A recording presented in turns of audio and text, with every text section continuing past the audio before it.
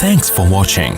Don't forget to like, comment, share and subscribe to Mufti Tariq Masood, famous scholar. تو عمومی طور پر تو ایسا ہی ہوتا ہے. کبھی کبھار ایسا ہوتا ہے کہ وہ قدرتی حادثہ نہیں ہوتا بلکہ اللہ کا, بولو بھائی, عذاب. یعنی عذاب کا مطلب اس کی کوئی لاجک نہیں ہوتی, وہ خود بخود ہو جاتا ہے, کوئی وجہ نہیں ہوتی اس کی.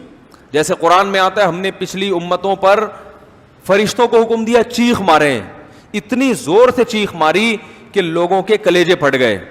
اب چیخ مارنے کی تو کوئی سائنٹیفک لاجک نہیں ہے نا, کوئی سائنسدان نہیں کہتا کہ فرشتہ لیبارٹری میں آ ہی نہیں سکتا, وہ روشنی ہے, وہ نور ہے, وہ مادی چیز نہیں ہے.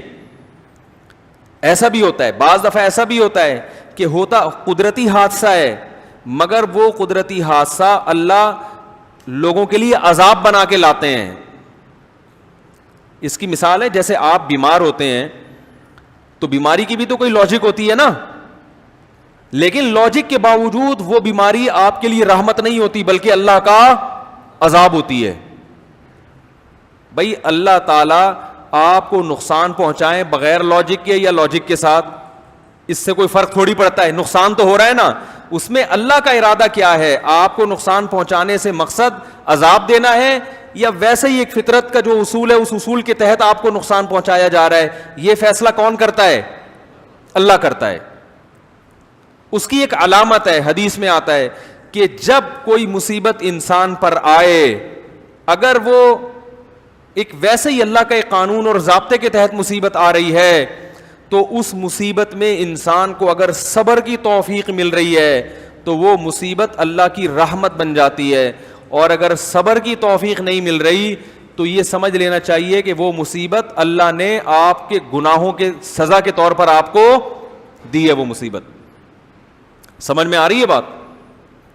تو بسا اوقات تو کوئی لاجک نہیں ہوتی. ویسے ہی جیسے قوم لوط پر عذاب آیا, اللہ نے اٹھا کے الٹا پٹک دیا, اور قوم سمود پر عذاب آیا, قوم عاد پہ عذاب آیا ہواؤں کا, وہ واقعی عذاب تھا اور آج بھی آتے رہتے ہیں. یہ جو عذاب آیا تھا ابھی چند سال پہلے, کون سا طوفان تھا, سونامی کا طوفان, اس کے بارے میں بھی کہا جاتا ہے کہ سائنسدان کیا ہیں, پریشان ہیں. یہ اتنا بڑا طوفان اچانک آیا, کیسے گیا, کیسے آ گیا, سمندر میں اتنا بڑا زلزلہ آیا.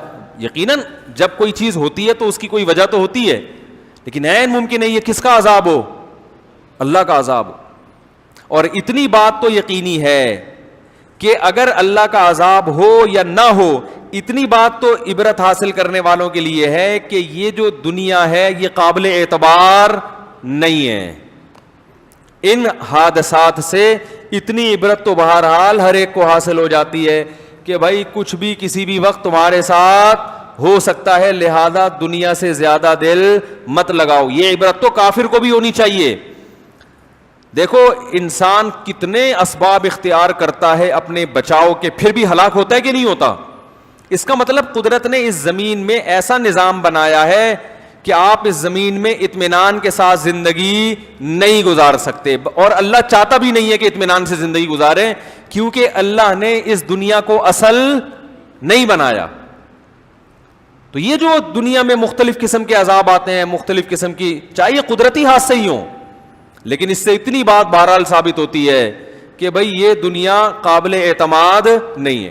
مفتی طارق مسعود صاحب کے بیانات سننے کے لیے youtube.com/مفتی طارق مسعود کو سبسکرائب کریں, اور اگر آپ لائیو ویڈیو کو کبھی بھی مس نہیں کرنا چاہتے ہیں تو سبسکرائب کرنے کے بعد بیل آئیکن پہ کلک کرنا مت بھولیں. جزاک اللہ.